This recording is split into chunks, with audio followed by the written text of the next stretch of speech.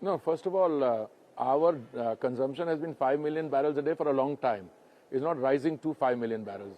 But since our... expect it to grow from that? No, it will grow because our growth is 3 times the global average. So, I mean, it's only a matter of time before, if the economy grows at 6.5%, 7% and our consumption grows at 3 times the global average, that you'll be looking at not 5 million barrels, but 6.5 million barrels. When it will happen, how will the demand be met? Certainly... Isn't it time for OPEC to at least consider an output? Yeah, I have a very simple line on OPEC. It's their sovereign asset, the oil under the surface or wherever it is. It's their sovereign right. I have never asked them to sell at a particular price, but I have told them, and I've gone public on that whatever we do in terms of policy responses always has consequences. Some of them are intended, some of them are unintended. I remember with a very responsible member of OPEC, one of the leading member states, one of their entities, I said, look, if you think you are going to reduce the oil supply available, it's going to result in exacerbating the disequilibrium and prices will shoot up. If prices shoot up, an inflationary situation becomes recessionary. If it becomes recessionary, demand drops in itself. So you have a choice of either taking that decision before or after the recession hits. Were they receptive to that? Well, I am not going to answer. I greatly value the the confidentiality of my discussions with OPEC. I have excellent relation. Today I had a very nice meeting with the OPEC Secretary General. We are planning to do the OPEC India structured dialogue, in fact, sometime in April, etc. Let me share 2 things with you, which will give you a perspective. There was a world prior to COVID, and there was a world prior to the so-called crisis.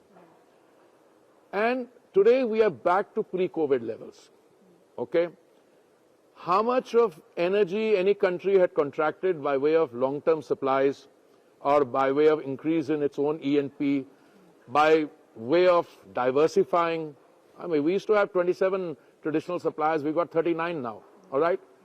I don't think revival of economic activity will in and of itself lead to prices going through the roof. All right?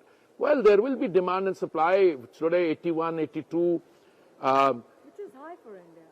I mean, every $1. Well, I think I would like prices to be half that. But I live in a real world, and I would, whilst I may want it, I prepare for whatever the price is. Where will prices go? I really don't know. But what I can tell you is... Higher for longer, no, sir? Well, I'll tell you something.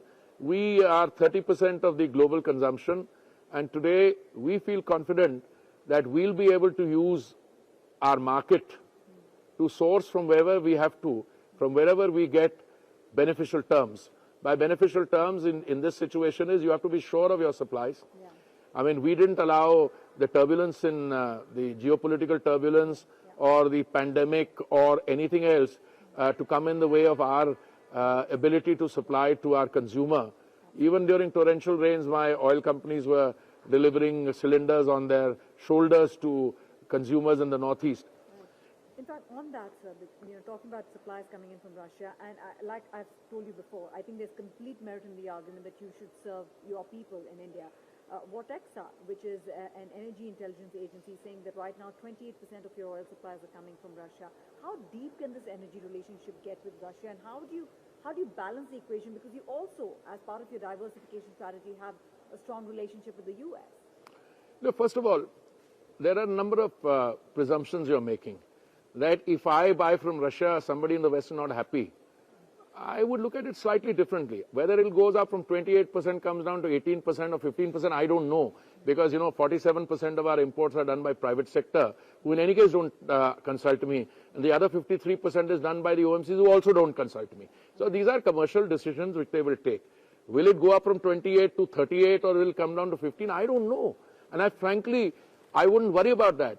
But just imagine a situation if India was not buying from Russia and our consumer has to be supplied, then I would be buying from the same old suppliers.